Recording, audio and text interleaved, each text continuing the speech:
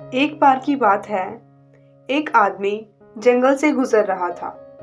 उसे रास्ते में एक खोपड़ी दिखी। आदमी उत्सुक हो गया और उसने खोपड़ी से पूछा, आपको यहाँ क्या लेके आया? और वह हैरान हो गया क्योंकि खोपड़ी बोली, बातें करना मुझे यहाँ लेके आया। उसे विश्वास नहीं हुआ। जैसे ही उसने यह सुना, वह राजा के पास महल में पहुंचा और उसने राजा को बताया कि मैंने एक चमत्कार देखा। मुझे जंगल जाते हुए एक खोपड़ी दिखी, बोलने वाली खोपड़ी। वो हमारे गांव के पास वाले जंगल में है। राजा को उसकी बात पर विश्वास नहीं हो रहा था, पर वह भी उत्सुक हो गए।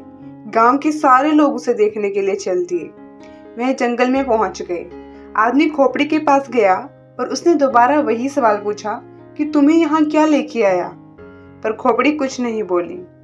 उसके बार बार पूछने पर भी खोपड़ी कुछ नहीं बोली।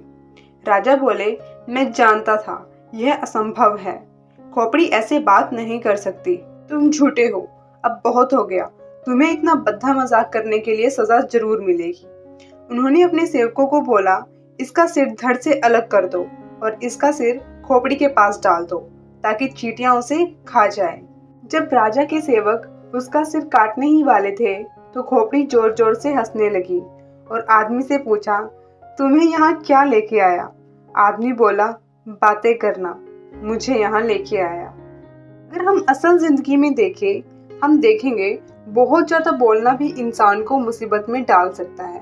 चुप रहने के बहुत से फायदे हैं और ज्यादा बोलने के बहुत से नुकसान। जो ज्यादा बोलते हैं उनका दिमाग लगातार सोचता रहता है और जो कम बोलते हैं उनका दिमाग हमेशा शांत रहता है। चुप रहने से आपकी बहुत सारी एनर्जी सेव होती है जो किसी और काम में यूज हो सकती है।